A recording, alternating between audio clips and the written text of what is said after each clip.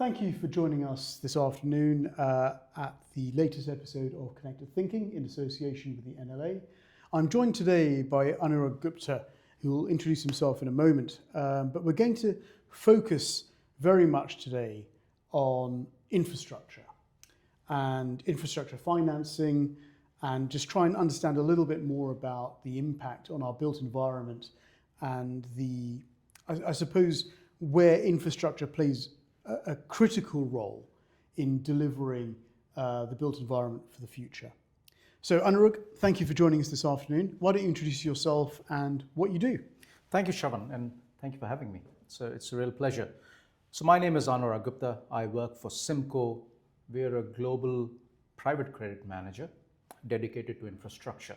So that's all we do is lend money and make infrastructure projects happen, whether those are ports, airports, railroads, gas power assets, any sort of real infrastructure asset is what we've been financing. And increasingly, we are getting into digital infrastructure, things like data centers, cables, and my role specifically is to run risk management. I chair the investment committee, and my job is to make sure we do good deals. Great. So tell us a little bit about the current market temperature in the UK.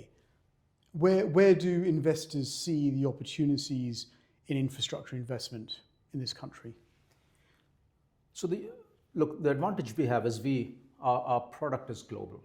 We've got a lot of UK investors. We've got investors from European countries and some other countries, and about 40 to 50% of our portfolio is invested in the US. The UK is about 20-25%, and the rest is scattered across Europe and a few other jurisdictions. So that gives us a good platform to try and evaluate one country against another. And the reason I say that is, and it's almost become a cliche that there's a global competition for capital, but that is true.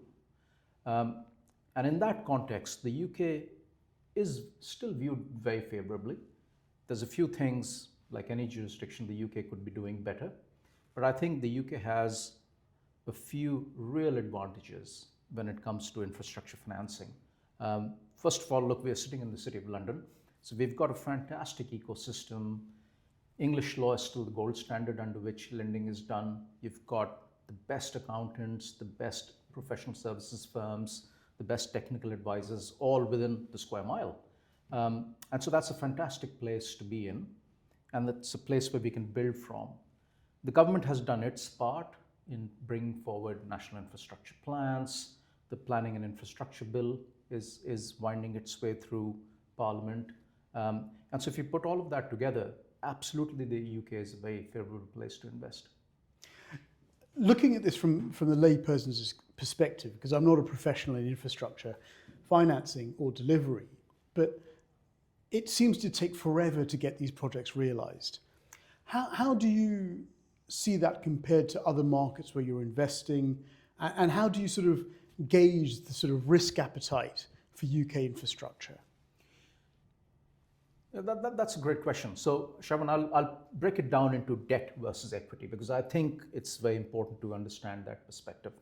And what I mean by that is people who are putting their own money at risk to develop a project, and that's equity, and you get the returns of the project after you've paid off all the money that you've borrowed from other people, i.e. debt.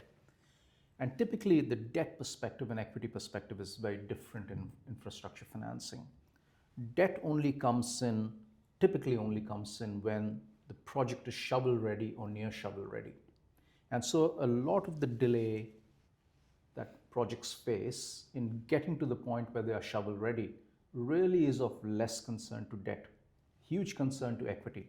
And in fact, it's a barrier to projects, because if you have to spend 5, 7, 10 years going through a planning process, sometimes interminable, that takes very deep pocketed individuals, what we call a balance sheet. Not that many people have the equity and wherewithal to shepherd a project through. So I would say that's where the real problem is. The UK is taking steps to address it. We are, I would say, compared to other jurisdictions, a little bit on the slow side. And it seems to be the bigger the project, naturally there will be more challenges. but we do seem to take an awful long time to get projects shovel ready. And you mentioned some of the legislation there. It'd be interesting to get your views on some of that in a bit more detail. So you mentioned the National Infrastructure Plan, and why don't you explain for our audience what that contains and how that sort of helps catalyse projects, and then let's talk about the Planning and Infrastructure Bill as well. But why don't you start with the National Infrastructure Plan? Yeah, that's, and actually I mentioned about the UK having certain advantages.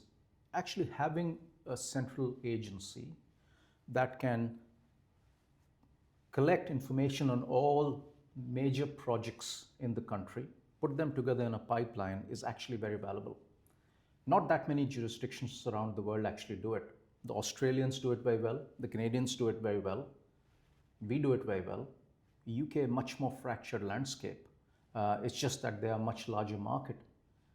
But the ability to actually say to an investor, if you come to our jurisdiction, here's a list of 50, 60, 70 projects that we have prioritized, and the National Infrastructure Plan will be about 250 projects, is a huge advantage to investors, because like any other thing, investing is a business.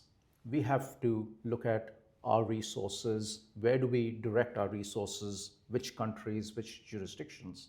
And if we have a list of projects prioritized and we can see draft delivery dates, cost, etc., it's a huge help in planning our business. Yeah.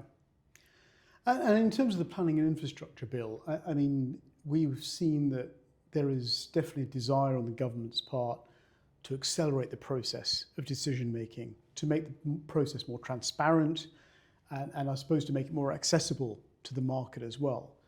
Talk to us a little bit about the infrastructure part of the Planning and Infrastructure Bill.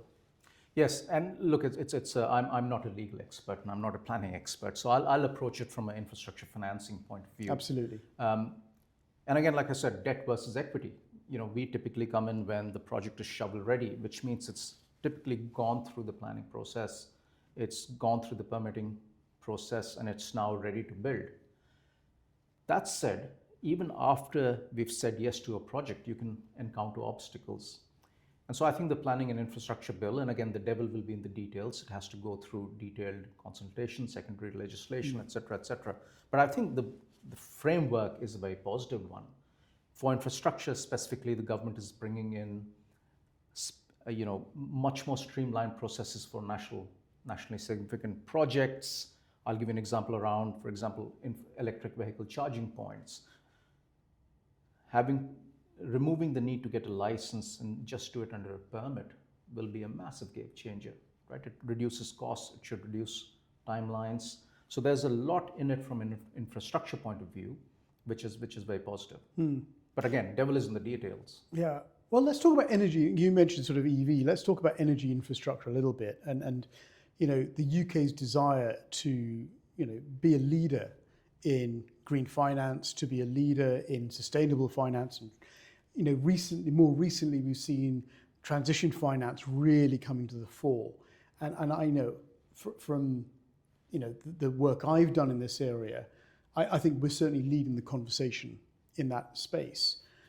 Where do you see the opportunities for delivering really sustainable energy solutions for the UK? So again, Shravan, I think that the UK has been a leader, as you've rightly pointed out. From an infrastructure financing point of view, I think the label aspect comes later in the process. Any project which has to be financed, people look at the fundamentals. And I need to make a distinction here between funding versus financing, because those two terms are very interchangeably used, and people always say, oh, there's a financing shortfall. Well, actually, no. There's a huge amount of money available to finance well-structured, well-thought-out, shovel-ready projects. The question equity or debt always asks is, it's not the financing that is a problem, it's the funding. In other words, how will this project ultimately be paid for, and therefore how will I make my money back as someone who has lent money to this project or invested equity in it. And so therefore these labels around green, etc. matter, but they are at the end of the financing process rather than the start. All of that said, I think the government has done a really good job, again, at promoting offshore wind, at being really, and I can, without naming a jurisdiction, there are some jurisdictions which have changed course midway. And from a financing point of view, if you've spent time, effort, energy in developing a project and then you have the regulatory landscape changed on you, that's not very positive. So I think the UK has done a very good job of laying out a regulatory framework, sticking with certain targets. Now, we might all have differences of opinion as to whether we should build X amount of wind and Y amount of solar, but at least there's a framework which we can all work with. Yeah. And you mentioned wind and solar there, but just thinking a bit more widely, we've seen quite a lot of hydrogen being talked about. We've had some trials done in the north around sort of small-scale hydrogen tests and pilot schemes. We've heard a lot of news about small modular reactors coming through and how that might revolutionise domestic energy supply. Where do you see the sort of the touch points in some of those areas in the future? So I think increasingly policymakers and grid operators and people in the industry see the need for resiliency in the system and for base load power. Now, renewables do a fantastic job at harnessing natural sources, the wind, the sun, etc. And the fuel, therefore, is free. And that's the whole attraction of renewables. Once you've built, it costs very little to run, and the fuel is effectively free. But that comes with a very big cost. And that cost is intermittency, i.e. you don't always get power when you need it.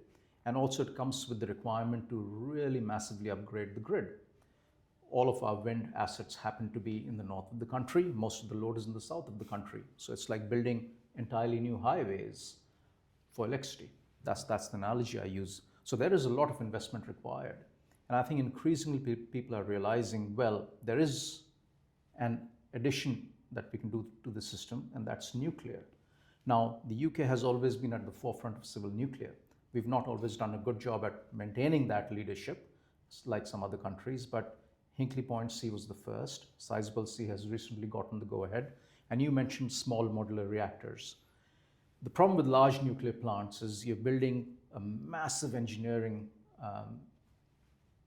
project in the open, and it's affected by all kinds of vagaries of weather, nature, soil conditions, etc. And that's what really causes delays, all in a very stringent safety environment. Small modular reactors, as the name suggests, are small. And the concept is they are assembled in a factory setting, brought to site on the back of a flatbed truck, and literally dropped in with very little civil infrastructure required. And once the concept gets going, you could see reusing old power station sites, which already have the grid connections, retrofit them with small modular reactors, get more sites closer to load centers, put small modular reactors there. So the promise is definitely there. The problem is all of these SMRs are still in development stage, late stage in some cases, but they're still in development stage. We don't have a fully functioning commercial reactor yet. And when I look at the sort of need, the industrial need across the UK, when I talk to developers, they all say, well, we need beds and sheds, right? And the UK does need more beds and it needs more sheds. And one of the big issues around developing things like data centers and developing these, sort of mega factories in many ways is the energy demand that they come with. And we're on a pathway to decarbonize our economy, and yet we are building, industrial sites that need huge amounts of power and huge power consumption. And so do you think there's a marry up here where some of those emerging technologies could actually help us realize industrial growth as well in a more sustainable way? So Shravan, I think, look, that's a really fundamental question, because cheap power, reliable power, is what powers economy, alongside a good set of built infrastructure, good environment, right? You need good roads, good ports, etc. But then you need cheap, reliable power. And I think that's where, and I'm a big believer in nuclear. I happen to work on the financing of Hinkley Point C for many years of my life. So I think that's where nuclear has a large role to play. You're absolutely right. These data centers are gargantuan consumers of power. We used to measure, so we lend to a number of data centers. We've been lending for a number of years now, even when it wasn't a mainstream asset class. Power consumption used to be measured in megawatts. Now it's in multiples, it's in gigawatts. And the reality is, whether we like it or not, that is the future of our economies. It's digital, it's AI-based, it's data-based. So we need to figure out as a country a way to power these while keeping our net zero plans. And I think nuclear is the answer. Yeah. And where do you see the sort of future for financing these coming up? And we have a lot of emerging economies around the world that are accelerating, much faster than the UK economy. They offer the potential for greater returns on their investment than we perhaps do in the UK.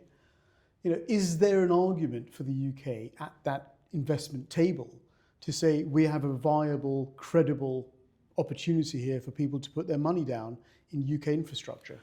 So this is where I put my risk hat on as the Chief Risk Officer, plug to risk. You mentioned return. Other countries, yes, they do they offer a higher return. The flip side to that is higher risk, because risk and return are two sides of the same coin. And I think, going back to your very first question, this is where the UK has a massive advantage.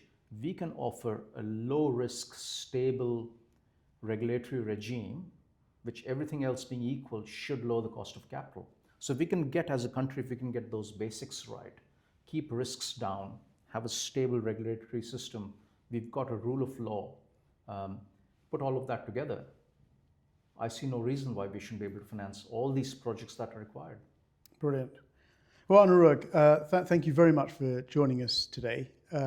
It's been really insightful listening to your assessment of where infrastructure opportunities lie in the UK. And thank you for your time. Well, thank you very much for having me.